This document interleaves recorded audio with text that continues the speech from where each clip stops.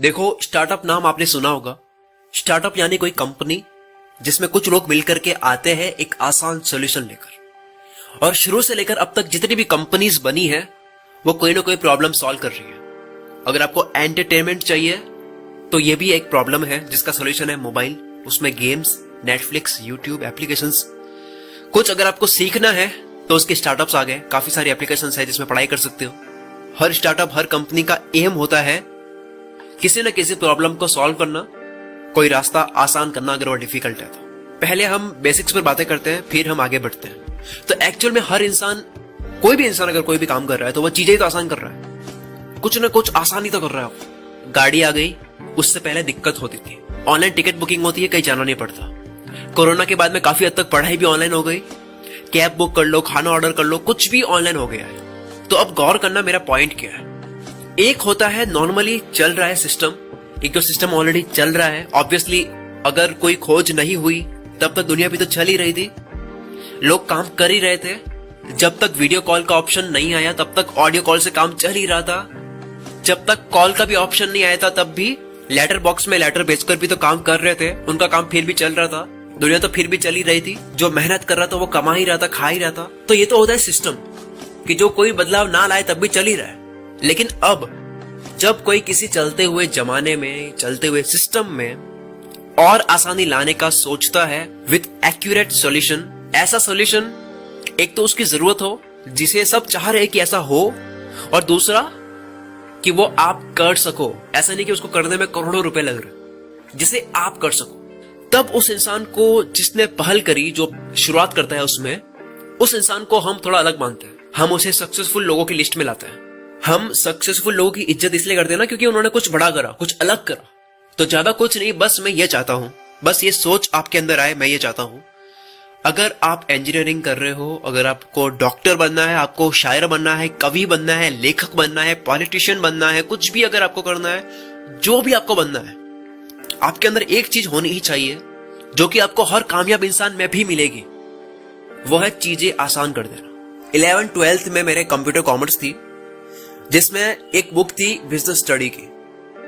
भाई साहब, मुझे वो पूरी किताब समझ नहीं आई कि वो कहना क्या चाहती है। एक तो मैंने हिंदी मीडियम में करी थी।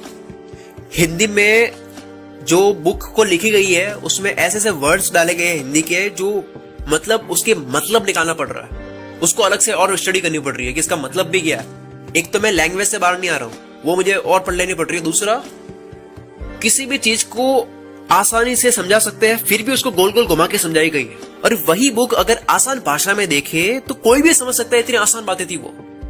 मतलब कोई रॉकेट साइंस नहीं थी, बहुत आसान चीजें थी वो। वही छोटी छोटी बातें थी कि कैसे प्रोडक्ट के बारे में सोचते हैं, क्या नाम रखते हैं, कैसे पैकेजिंग करते हैं, कैसे मार्केटिंग करते हैं। और हंसने की बात क्या है पता है कि पूरे 12th कंप्लीट कर ली मैंने, उसके बाद में मेरे को ये समझ आ रहा है कि जो वर्ड है उद्यमी, जिसकी परिभाषा मेरे अध्यापक ने मेरे को मार मार के याद करवाई, रटाई मेरे को, और उसका मतलब मेरे को बाद में समझ आया कि वो एंटरप्रेन्योर है। उसका मतलब एंटरप्रेन्योर है। मतलब मुझे मेरे अध्यापक मार मार के एंटरप्रेन्योरशिप सिखाना चाह रहे थे। अरे वो एंटरप्रेन्योरशिप तो मेरे को सीखनी तो थी तो सीधे सीधे क्यों नहीं सिखाया उसको? वही तो मुझे सीखना था, एंटरप्रेन्योरशिप तो मेरे को सीखनी थी। चलो कोई बात नहीं, वो तो मेरी गलती थी, पर सिखा भी कौन रहे थे एंटरप्रेन्योरशिप? वो अध्यापक जो खुद जॉब कर रहे हैं, जिनकी खुद की 6 महीने की सैलरी पेंडिंग पड़ी है। मेरे अकॉर्डिंग, अगर मैं गलत हूं तो आप कमेंट कर सकते हो, आप मुझे बताना मैं कहां गलत हूं।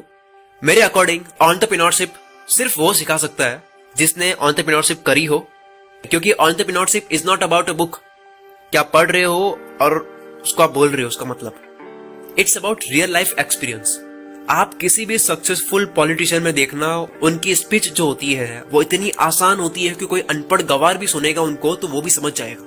एकदम आसान रखते हैं वो बातों को, क्योंकि काम होना चाहिए ना। मेन बात तो ये है। हमें बताना थोड़ी है कि मेरा लेवल ये है, मैं इस लेवल की बात करता हूं।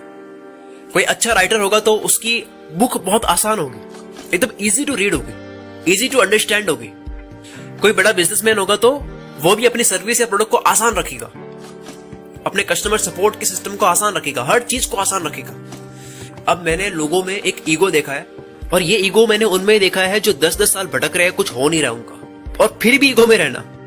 उनका ईगो क्या है कि मैं ऐसा राइटर हूं, मैं भारी लिखता हूं, और जबरदस्ती सोच सोच कर भारी वर्ड्स उसमें ऐड करे हैं सिर्फ उस किताब को भारी दिखाने के लिए, ताकि लोग समझे कि बहुत भारी राइटर है। जबकि बुक राइटर का एम होना चाहिए कि सबको समझ आए कि राइटर कहना क्या चाहता है। और ये मेरे सारी बातें जो है ये सब काम की, आप बस ये समझने की कोशिश करो कि मैं कहना चाहता हूं कि चीजें आसान होनी चाहिए।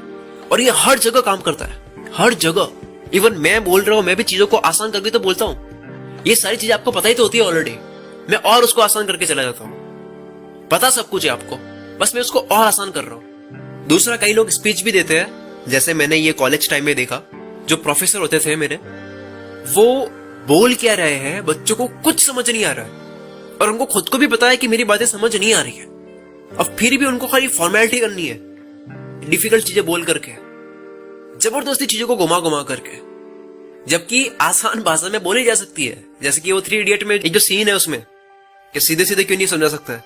अब वो जो प्रोफेसर है उनका वो खत्म होता है जो भी बोलते हैं, 3 लोग ताली बजाते हैं, फिर क्या मतलब, वो भी रुक जाते हैं पीछे देखकर कि कोई और बजा नहीं रहा। तो मैं कहना यह चाहता हूं, आप भले कोई भी करो, कुछ भी करो, चाहे पकौड़े की भी दुकान खोलो, दुनिया का कोई भी बिजनेस करो, कोई भी काम करो, अपनी भाषा, अपना काम, अपना उद्देश्य एकदम सिंपल, एकदम आसान रख दो। आपकी जो सोच है एकदम आसान, मतलब लोगों को समझ आ जाना चाहिए कि इसको यूज कैसे करना। होशियारी दिखाने के चक्कर में सब जो ठोकर खा रहे हैं, आप मत खाओ। Subscribe now and press the bell icon. Never miss an update.